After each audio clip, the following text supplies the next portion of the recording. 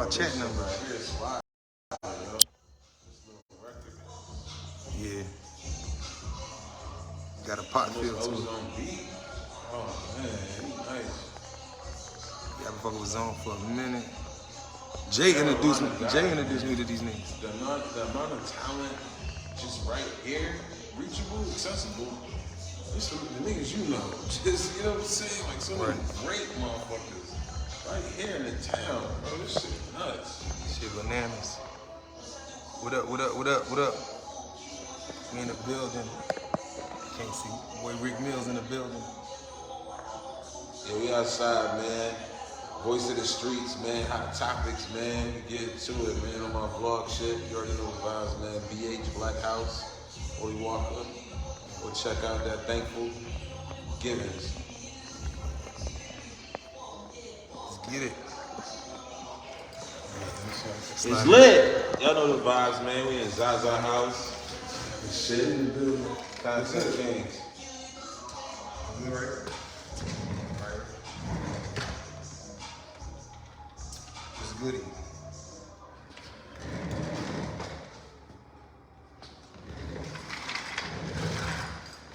Light changes. Yes, it is. But no, it's good, bro. What's good? How we doing up there?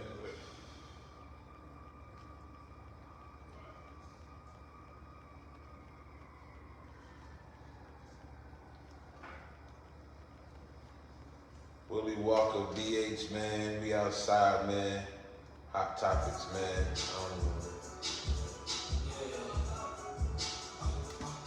Willie Walker, man. What's your take on the whole Young Thug YSL situation right now? I think the whole situation crazy personally. I think that I think hip hop today, like the music in the streets and like the things that's prevalent to our culture is hurting our culture. Because like the music being so dead smack in the middle of our culture and like the streets and it being so realistic, it's kind of like the Young Thug case is like the blueprint to what hip hop is turning into, you know what I mean? So like when I first seen the Thug case, seeing how everybody got caught up and knowing how they was, it's unusual for them to kind of watch for that long. That's, you know what I'm saying? Like I guess back from early 2011. So I was watching how it was unfolding, and it's really impossible to have that many people on an indictment and nobody tell. You know what I'm saying? So I just think that the whole case, going back to YSL, because that's where it ties from. I mean, going back to Wyeth and Lucci, I think that the whole case is a precedent case because not only is it a RICO, but it's a RICO on a state level. It's not a federal case. You know what I'm saying? So if the state can pull this off, just imagine how many states pull this RICO off. Usually it's the feds pulling the RICO off, not the state. And I think we kind of forget it's not the feds, it's the state. Did you see Thug was in court, I think it was today or yesterday, and they were saying how the evidence or something, because the warrant wasn't a proper warrant, so they have to they can't use none of the evidence and none of the stuff that they took out of the side. You seen that clip? Yeah, I actually did. Crazy, but I kind of didn't see it and stumbled across it this morning. Okay. His lawyer, I thought it was interesting. His lawyer angle was they came and they knocked on the door, right? But they knocked on the door, but nobody answered the door. And they didn't have a search warrant or the right to enter the house is what I got from it. So they knocked on the door, they said nobody answered the door, and they came in anyway. And then when they got upstairs, I guess to where he was, that's when they seen like the marijuana or the gun, right? So his lawyer is saying like, wait, there's no search warrant on file, right? And I'm pretty sure if it was one, I would have found it by now and I'd have asked him around. So that means that y'all knocked on the door and he didn't open the door, so y'all illegally entered the house without a search warrant. So everything, he's asking them to throw it out and saying in the aspect of, if y'all didn't have permission to go in and your cops went in anyway and nobody answered the door, then anything you found after you opened the door is no good. If he pulled this off, then that means everything you got caught with that day is not on the table. So, with that being said, do you think it was strategic or it could be detrimental with Gunna, making a statement admitting to that YSL is a gang and criminal activity? And from my understanding, like I put a short clip out with it was Young Thug's sister, and it was just saying from the context, from how I took it was she was letting them know that the video is on the internet about Gunna snitching pretty much, and like Thug he wasn't feeling it, and was saying pretty much, once he come home, all these, no more YSL screaming YSL, which kind of made me feel like he might be coming home, or know that he coming home. For her to say when he come home, y'all can't scream, don't come around us. You know what I'm saying? Like, I think that's kind of funny. You wanna know why? Now this is how you know I do my shit. I don't want to put a time, but he was younger. It probably was like about less than in between 10 years. Well, Gunna cousin got in trouble. And that's what they were saying. They thought Gunna was gonna turn state in the first reason. Because Gunna cousin got arrested for a murder about like in the 2000s, mid-2000s, right? But the nigga who did the murder, he was wearing like the same colors of clothing pattern. So they locked his cousin up, and he was on the news, and he was like, nah, y'all got the wrong person. He had the same clothes on. And so they were saying that Gunna snitched back then. This is way before this YSL shit, you know what I'm saying? Yeah, I think so. It's just saying that it shows that he was already had. I mean, that's why I say nobody was surprised. But with Gunna, with the lawyers, I feel like it's strategic because they want to box. It's a boxing match. So first, we already got to deal with this RICO. But since I realized just off technicality, because that's the key, we want to get so many. If we can get the judge to see that this is a technicality, like you knocked on the door, but y'all did not have a search warrant or the right to enter the home, and you did. Then that's one technicality. So then once we get that established, then the question is, well, what else did they do on them illegally? Was there a search warrant when y'all pulled them over that day? Was y'all following them illegally when they caught them in the car? See, it's just setting up it helped him set up a standard in law for his defense to be able to say like, well, if y'all rightfully follow him? This is the state, right? This ain't the feds. The feds got the right to kind of follow. The state got some sense because they can do their thing. But I think that's his main thing. With Gunna, I was that night when everybody was saying Gunna was snitching. I was like, Gunna ain't snitching. I was like, Gunna not snitching because I understand an alpha plea. Alpha plea is kind of like you saying that you're guilty, because you could put it like this. You could do an alpha plea when you on a team. Let's say you got 6 co-defendants, and you say like, yeah, I'm gonna take the alpha plea. It's like saying like I'm guilty because I'm the person in the trial that really ain't got nothing to do with much of it, but they holding me because they know that, well, for them, Gunna make money for them. He an artist. So just like the feds, they made a feds move, which is the feds going to lock a lot. They took Bobby Smurf, they took everybody. Why? Because if I can take everybody, including the artists, then can't no money be made to help them fight this case. So now less money means more pleas. You know what I'm saying? So you could do it. Let's say a person say, I'm gonna do an alpha plea. He say, well, I ain't telling on nobody. I'm gonna admit to guilt because I was only gonna get 3 years and they had me here for a year anyway, and I'm gonna do it, but I ain't telling on nobody. But in Gunna specifically, which is weird, was they asked in the thing, they told Gunna that that he might be asked to testify, just like Kelsey in this Tory Lanez case, right? They told her they might ask her to testify, but she testified on day 2.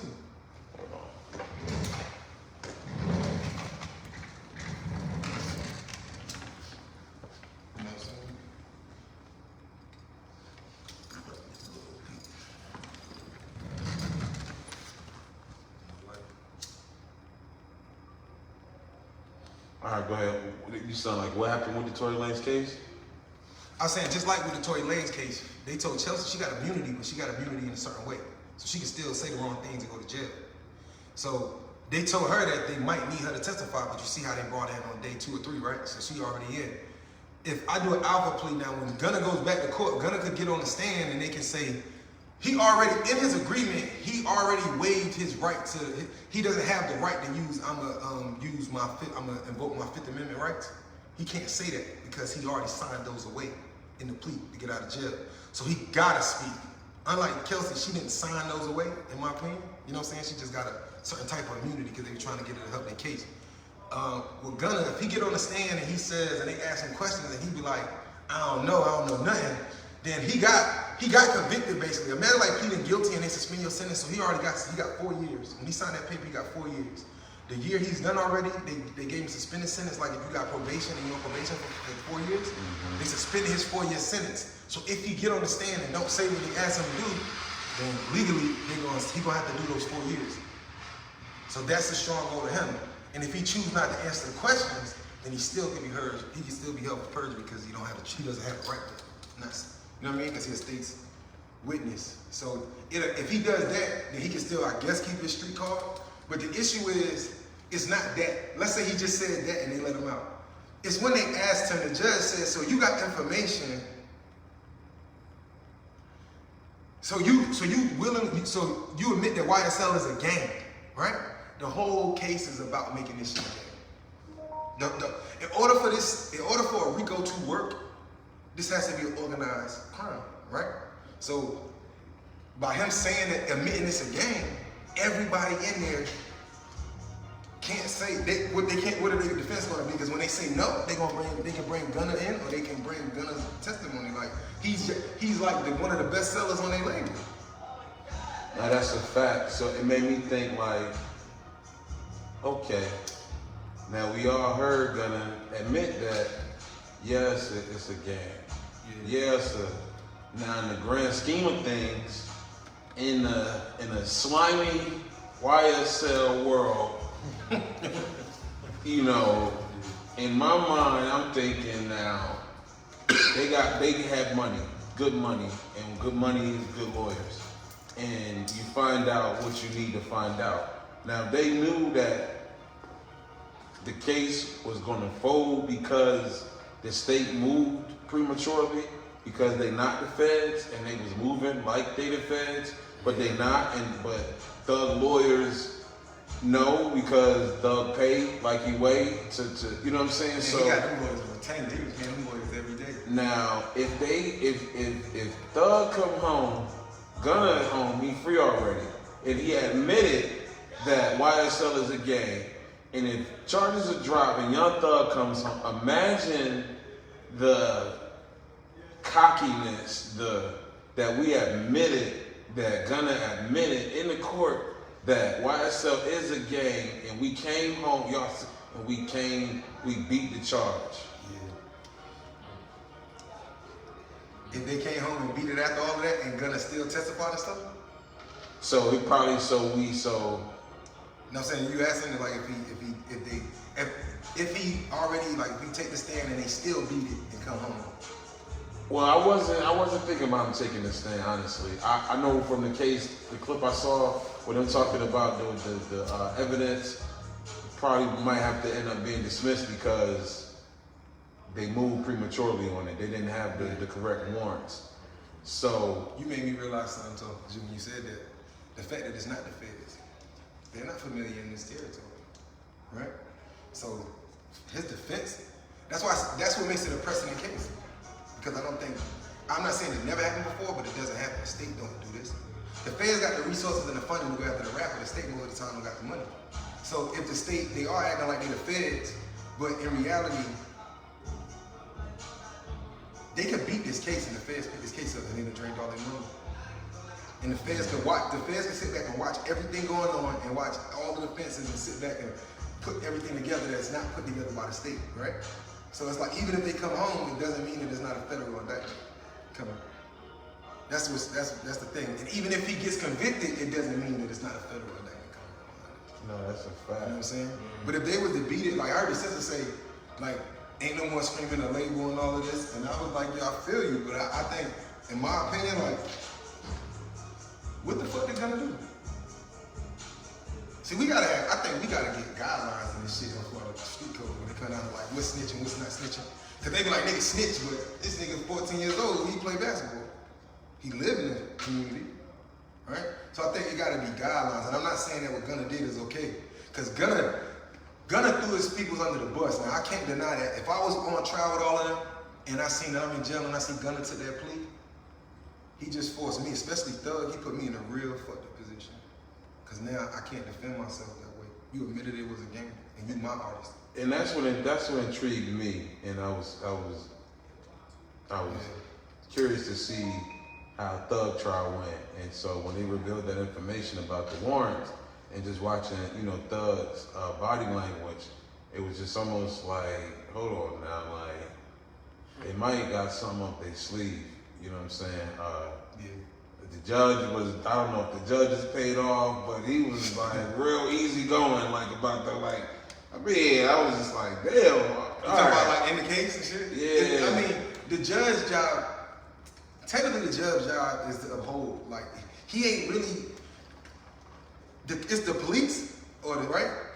Or the department that's going, and it's the judge. He like the middleman in between everybody. So him being the middleman, his job is to try to referee it. So I think that any judge that especially a case is too big to like, he can't make mistakes like a regular court case. So if he do the wrong thing, it's a precedent. And that's why I used to always say, man, what is precedent? Precedent meaning like, this case, if it works, it can be used in any state. And this is and they'll say from the Young Thug case, docket, blah, blah, blah, blah, blah, that they'll reference it to the judge or to the jury. Remember back in, it was rappers in Atlanta that da-da-da. Because that's how they'll use it. It's crazy. Gunna, I mean, he did him dirty when he said that, but the craziest part wasn't the fact that he said it was a gang. That was the part that's gonna send everybody to jail. But the craziest part is when the judge asked him, no, the judge didn't ask him nothing. It was written statements he made. His lawyer came to him and said, da da da, I guess I told you get a year, da da da, and they gave him a pen and a notebook. And he wrote all that shit. She was just reading, like, basically without saying, so you admitted that, so you're saying that you have knowledge of crimes committed in the gang. I said, yo, the nigga. At that point, it's like, yo, yeah. Cause like that's, if they ask that now, so what they gonna ask them when you testify? So you have knowledge. That's saying like you knew things were gonna happen. And so whether you was accessory before the fact or after the fact, you knew. Right? Because you had accessory before the fact, meaning that if you knew this crime was gonna happen or you was a part of it, right? And then if you was during the crime, or even if you didn't do the crime, but you were gonna do something afterwards, discard the gun, the body is after the fact. You know what I'm saying? So the fact that he said, he was like, I mean, he said that shit like, yeah. Yes, man. Yes, man. For real though. I think though, but imagine, when he said that, when I seen that news clip, I felt for Thug.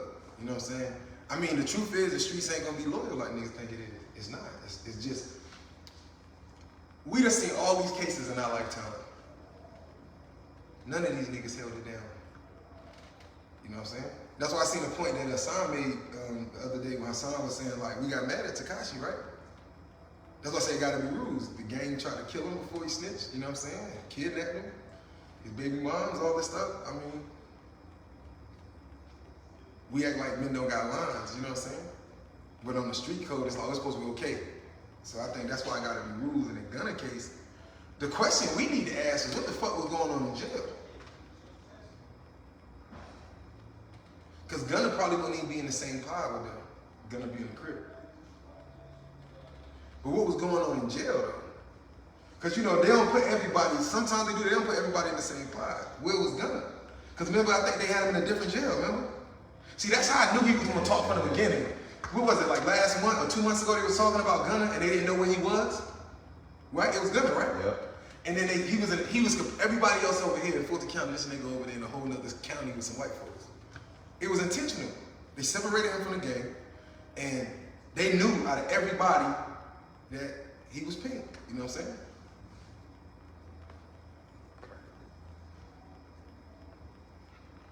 People get mad, but it's the truth though. You know what I'm saying? Like, they separated men like that, and that's what's grimy about that whole, yeah. It's just, and see that woman Tell my was in Facebook charge. people whatever. Signing in, man. The woman was in charge. Women be emotional. You know what I'm saying? Like they say, they move too soon on, and that's how like the women do sometimes. We're trying to prove a point, or trying to moving off of emotion, versus maybe you should, like you said, with the going in. Somebody might have made the call, nobody answered. Go in anyway. Fuck it, we got enough. Fuck it. No, that's not how you do shit. It's a lot of mistakes. This is where I think Thug might get off in certain areas. This the state. It's not a federal case. Did you see that shit came out today? They said that cell phone evidence and shit acquired from the search of the house because there was no warrant is inadmissible in the case. So that's what I'm saying. That's a good going point. off of is people's the best defense is a good offense. So what do the state know? All right, tell me everything. Right? A good lawyer, tell me everything. Right? All right, boom. Lawyer knew day one. That whole search warrant, listen, they gotta drop it because the lawyer said, yo, I look for it. I'm pretty sure it's not one of the judge. That's why the judge is like, wait. Oh, they sliding, man. They got the money too. But it's still, that's why the local courts can't beat a rapper if he got money. That's why they be beating them cases. They don't have the resources. Come on, man. The state, they got a little bit of money, but the feds be spending millions because they got money they took from drug dealers and That kingpins. shit might be their fucking intro, their next album. Yeah. They're gonna admitting that YSL is a gang and has fucking committed. But also too though, but listen, they know it's a game though. Like, let's not forget that. Like, we gonna sit here and blame Gunna completely. Like, we ain't been seeing them the whole year. Like, them niggas got. No, that's enough. If it's 30 niggas in the team and they done came to all of us and they done showed us everything. They got everything. They got shootings and shit from back to Lil Wayne. Listen to how grimy this case is. Look at how grimy this case is. Pee Wee shot at Lil Wayne, remember? For Thug? Yeah. He got 7 years for that? Something like that? Yeah, they hit him. He came home. They arrested that nigga again. When they picked up Thug, they picked him up again. Guess what? For shooting at Lil Wayne. Because if it was done for the game. But don't the statute of limitation apply because There ain't no statute of limitation. that shit already done for though. And they already tried him. He been to court for He it. went to jail for shooting at a tour bus or occupy a vehicle. So they switched it from a vehicle to a person. Nah, but once they realized later, it's like the feds picking up the case and saying like, yeah, you went to jail, but we didn't know until now that it was for the game. I understand. LA, With 2 charges, or still, he would have hit you with. You would have got charged for shooting at this occupied vehicle. You would have got charged for the gang shit, which would have each held separate charges. So even that, probably they still was able to. And you know, Atlanta, the gang charges are new everywhere, right? So now the gang charges is like LA. I remember my homeboys in LA told me like 15 years ago, and they used to say like, yo, y'all gotta be careful. For example, in LA or in like Cali, in these areas that got these injunctions, if I commit a crime, right? You go to court? Like, in LA, if I commit a crime, they got conjunction. So let's say we do a robbery, right? Or do any crime. But on the way out, we throw the hood up. No, it's game. That shit just came with 15 years. And if I get caught with a flag on me, that shit ain't even 10 or 15 years. Not including the crime. That's where it's going. I always ask myself, like, legally when I was waking up, like, how the fuck are they gonna pull off this martial law? I know how they gonna do it. The gang problem, right? They needed the gangs, and this is my opinion. I always ask, what could be so detrimental that would get everybody and other races to vote on certain things, right? Because that's all it takes. The gang problem. How do you make the gang problem global? Rap music or countrywide. You make all the kids become gang members through the music, right? Then when everything get out of control, because you're just saying since the last 5-6 years, look how bad it got, right?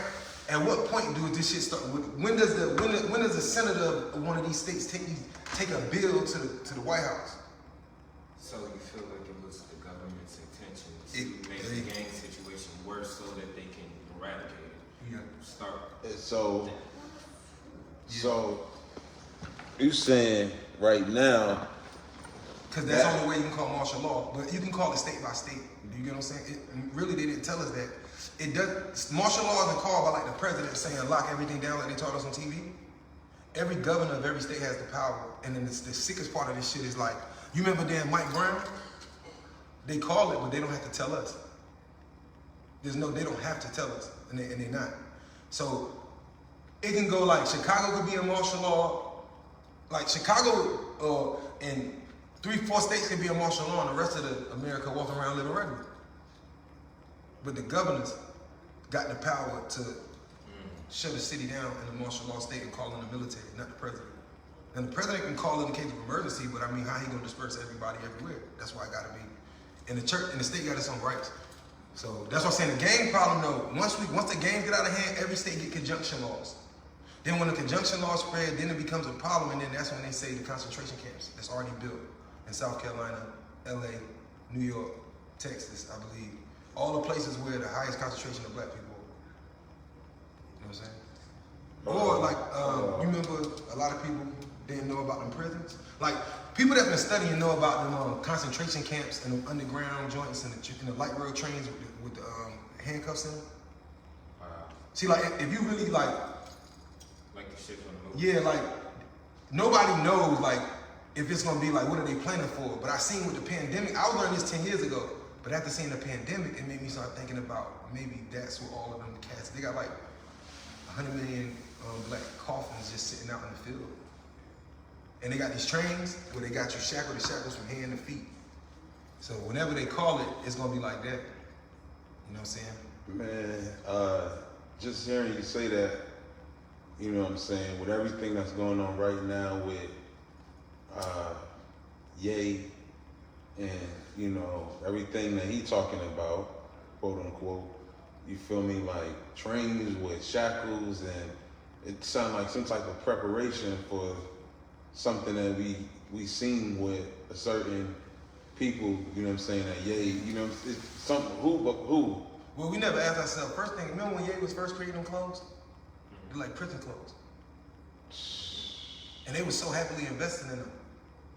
Right? But another thing, when they killed Nip and a couple other people in Dr. Sebi, I remember when I was studying this, that the first job was to take out all the people who could bring them along.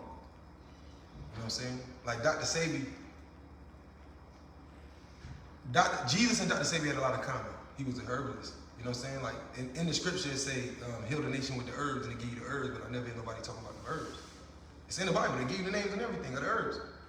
And with Nip, you know what I'm saying, I could see that. Like, it's one single coming out. I ain't nothing like these rap niggas. See, he also, so you gotta think, he was showing a court case. That's the problem. How did Dr. Sebi go to court with no shoes on? He defended himself. We need to investigate Afeni Shakur and Dr. Sebi, how these niggas represented themselves. Right? Because all the cases of niggas who beat Fed cases were self-represented, in my opinion, I believe. There weren't really a lot of like lawyer cases. You know what I'm saying? So, but I know he went there and they told him it was fake, but he had like celebrities. They told him he only needed like 10 people to prove it, and he had like hundreds, celebrities and all, who came with doctor's notes like, yo, this the day I got AIDS. This is my paper now. I did this week. You know what I'm saying?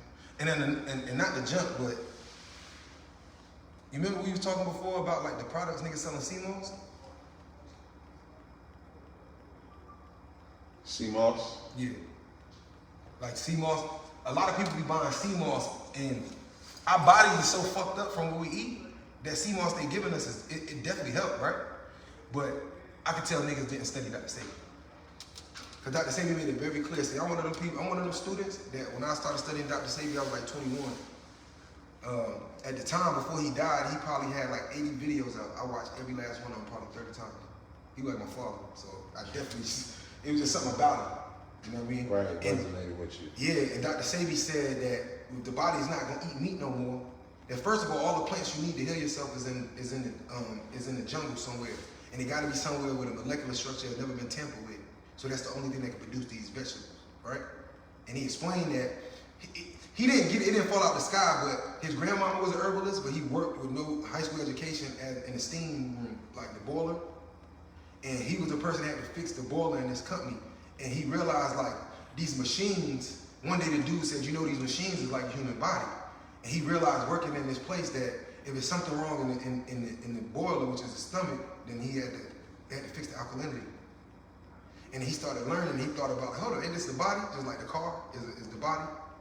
Your gas is your digestive system.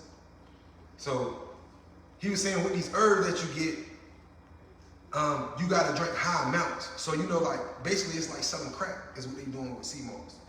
They getting in CMOS and then they breaking it down and watering it down, but our body's so fucked up that it's still doing something. But in reality, we supposed to be drinking like 10-gallon jugs like 3 times a day, because we gotta basically plant protein and meat protein are two different things. Plant protein is like, meat protein is like. Right, makes sense. So you gotta drink mad, whatever it is, whatever your remedy is, you gotta drink it at an abundant amount to give yourself the same amount of protein that you will need to make up for that meat intake. Yeah. But I really watched him. He was talking about how he found out personally was because he was impotent. He couldn't get hard no more. He real funny. He couldn't get hard no more. Yeah, I was about to put it. I was gonna say nothing for the meat intake. Pause. Right. But yeah, pause. But he was saying that the Hispanic he went to, he was in Mexico, and he was like, he told him he was from America, and he was like, it was a lot of pride. Like he didn't want to sell nothing to an American that wasn't right. So he told him like, look, take these herbs, drink this, right? But don't eat anything. I think what he say? It was like 90 days or something like that. And Dr. Sebi said day 15, he had diabetes, low high blood pressure, impotency, right? He said at day 15 or 15 to 20, his low blood pressure disappeared from fasting while just drinking, right? And then he said at day like 34, he was getting hard like he was 5 years old, right? And as it went up, by the time he got to the 90 days, the Mexican told him only 2 people in his whole lifetime had ever been able to do it. You know what I'm saying? Wow. And I know it's true because when I caught COVID, my body couldn't. When the body is healing itself, like if you're really sick, it don't have time for food because it's constantly healing itself. So I didn't eat anything because I couldn't keep it down when I had COVID last year, right? And it was 13 days, no food, and I was wearing it because I went from like 255 to like 212. When I got on COVID, people were looking at me like, damn, bro, you know what I'm saying? I was going hard like I was 5 years old. I swear to God. Like I'm talking, it's a difference. You know what I'm saying? And I ain't got no problems. But I'm just saying it's a difference. You know what I'm saying? As well that like you lost your like taste for weed. Yeah, I was. I smoke now, but like after that, I didn't have a drug habit. I didn't have, which means weed. I didn't want anything like bacon. Smelled horrible. I couldn't eat much anything. Like at first, I had to come back in on like salads and fruits. That's the only thing my body would take. But I intentionally, as ignorant as this sounds, I intentionally put myself back on weed and kind of back in the system because it was more of an experiment saying that, okay, at some point in this next 365, I have to do this completely committed, right? Because the body and everything, I felt different. Like, I didn't smoke for I didn't smoke at first. I didn't have urge for weed no more. And I was smoking every day for the last like 16, 17 years. So, 13 days. 13 days. Like, but remember though, guess what's the craziest shit though? It wasn't COVID. Wow, what was it? It was the weed. The COVID had me sick, right? But remember, the break of marijuana habit, your stomach has to readjust itself. So the withdrawal from marijuana is what made me go through that. It wasn't COVID completely. It was withdrawal going through the COVID at the same time. That's crazy. You don't recognize it, but the weed we smoking ain't 100. You know what I'm saying? For real, for real. Hell yeah. Yeah, man. Can't get it good real quick. Where the crew at? Nah, I'm back at it though in these combos too. Yeah, see, man. I realized that at the end of the day, you know what the problem was? That that's what come with this shit. Remember Cat said when you a real motherfucker, that's what come with it? I say a lot of things that gonna make people upset. But I also get a lot of people and women especially that hit me and be like, no, the motherfuckers that be mad is the immature women. Not the women that understand that you attacking the side that makes the family unstable or the stuff that's hurting us. You know what I'm saying? Mm-hmm. Yeah. Yo, that Megan Tory shit is crazy though. That shit, I knew it was gonna be something like day one. If I had people inbox me, they wouldn't be talking about this Megan shit bad. You know what I'm saying? But I was like, yo. You see the light? Yeah. What you think? So what you think about the What the brother? I came prepared. Oh, that my fault, bro. shit? I'll be watching live. She be covering the cases. She been going to the court cases. Oh, that lady? Live. The black girl? Yeah. I told her ass up. I told her ass up this morning. You see my morning combo? Nah. I couldn't even get my phone died on me, but I got at her, Malago. Yeah, that shit was trifling. You see what she did this morning? The one that been covering the cases? Yeah. She got up there, right? Here we go. That's her name, Malago? She got up there today. Milagro is Is it the girl? she a black girl girl? from Texas. The one that be on academic joint? Yeah. Yeah, she got up there this morning. She had like this red sweater. I don't know if they recorded yesterday. But she was talking at the beginning. She was talking, but within the first 2-3 minutes, somebody in the chat said something. And she was like, yeah, these triple D's, baby. And she was holding her titty, right? And I was like, shit got to exist higher than this. You know what I'm saying? But within the first couple of minutes and shit, a lot showed. You know what I'm saying? Now, people say it's judgmental. It is what it is. But people came for the thing and like she sexualized herself this morning. You know what I'm saying? Now she be like on porn star, but you feel me? But She I think that's her little thing.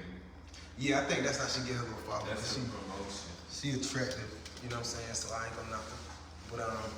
But nah, so the Tory thing, that what you was asking? Let me see that like that. Yeah. The Tory and Meg case.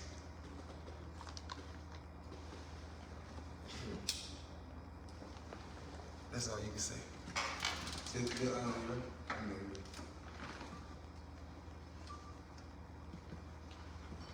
What's up with the Tory and Meg case? The Tory and Meg case, day one, it proved that everything I said online and that niggas were saying was true. Day one, they would ask her on the stand. Like the fact that Megan went on the stand day one, most of the time people don't get on the stand, right? Most of the time they don't want the person to get on the stand, right? Because she's not like on trial, Tory. But they asked her about the interview and she admitted that that when she went on Gail, and Gail asked her did she sleep with Tory, and she said no. That night, like the prosecutor or the judge called her and was like, so did you? Like, because it didn't conflict with it. She told him and she was like, oh yeah, I did.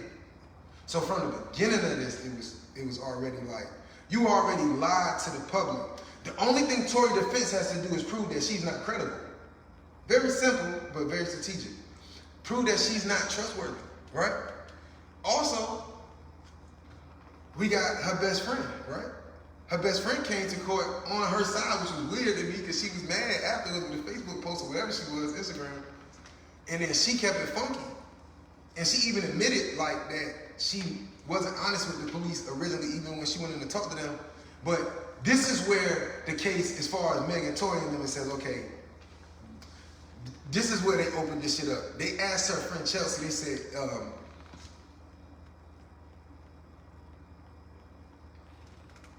they asked her what happened, but when they got in the car and they was arguing, right? And then she was like, when y'all were arguing, Meg got out. She said, yeah. She said, well, who went to go get Meg to talk her to get back in the car? She said, Tory. Right? That tells you, if you use your index clues, that she didn't give a fuck if she brought Meg back in or not, right? Because Meg was out there in that thong. So that shows you that she's already like, right? Yeah. Then she says they get back in the car. She said as soon as they get back in the car, they get right back to it, right? And they was like, was Tory, because her defense is asking the questions, was Tory calling y'all bitches? And she was like, all of us was throwing jabs. Great answer. Because they was trying to paint Tory to just be this malicious man, and everybody in their princesses and he in there yelling, because that's what they do. And so they kept asking her questions. So that's what was the thing that was hurting her case. But they asked her, well, did y'all get into an altercation? She was like, no, right? They asked her another time, like, questions like, they would ask her certain questions and she'd be like, do I have to answer that? You know what I'm saying? They said, did y'all get in a fight? No, but they asked her so many times, she was like, no, I think we bumped each other. So by the end of it, she said, okay, so y'all bumped each other. And then they asked her a question about, well, like, I can't remember exactly, they asked a question, something about the gun. Because there was a witness that the defense said, well, there was a witness on the scene that said they seen you shoot her. And she was like, huh? You know what I'm saying? So Chelsea's saying, I don't know, or do I gotta answer this? Because if she say the wrong thing, she could be brought up on charges and this case could change. And she could be a person, she got immunity if she basically, in my opinion, supposed to follow the rules. But if she do it right, she makes this a mistrial. That's the key. Like, Chelsea could be getting paid by both of them. And if she speak and she can be trained, they could have been training her this whole time. If she can confuse the jury and the DA, it's a mistrial. You know what I'm saying? But they did ask her that one part about the gunshot residue. That was the most telling. They asked her about the gunshot residue, and she was like, "What you talking about? The gunshot residue that they found on me?" And they was like, "Yeah," because that's when they asked that question. And the gunshot residue, and she was like, "I invoked my Fifth Amendment." She left out and came back in and said, "I invoked my Fifth Amendment right." Because to me, it doesn't make sense for Tory to be shooting at Meg and for Kelsey to jump in and fight him for the gun. It make more sense for Tory to jump in and fight her for the gun. The gun going off, residue gonna get on both of them. Now, is it possible like Tory shot him? But her friend said, they asked her about, he's saying dance, bitch. She said, I don't know what Meg made that better. It just made the story, you know what I'm saying? But she was like, what did I gain out of this Tory situation? A lot. Millions, you know what I'm saying? So, Who said that? Meg. They asked Megan. Megan was talking and she was making it seem like in day one that it didn't matter, like she didn't gain anything from this. Yeah. And that's when he was like, didn't you get bigger? Then you was becoming a star, but you're a full star now. Right? You got endorsements, you got right? He started calling it out. So everybody named Mama in the building.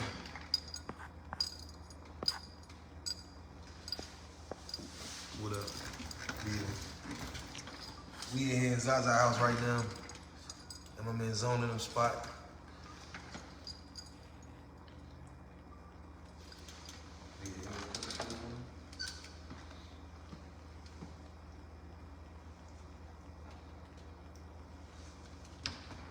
Just being opinionated today is to keep having an opinion. Motherfuckers got like we need to have an opinion.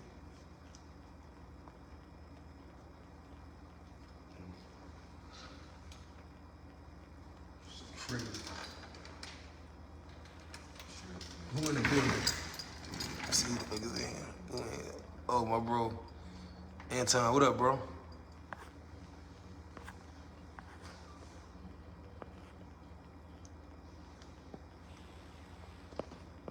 Man, this word.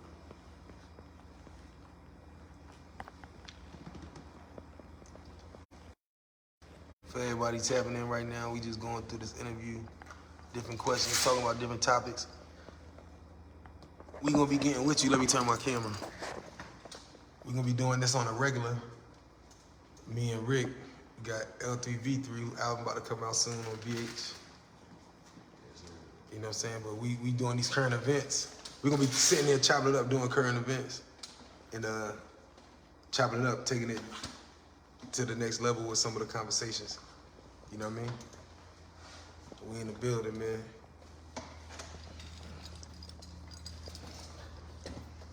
And I lost a chain recently. I don't know what I did with that one chain. Smallest one. I put it on my niece neck. I don't know what I did with that shit. Left the chain home. I know I ain't leave it there. But yeah. And this, we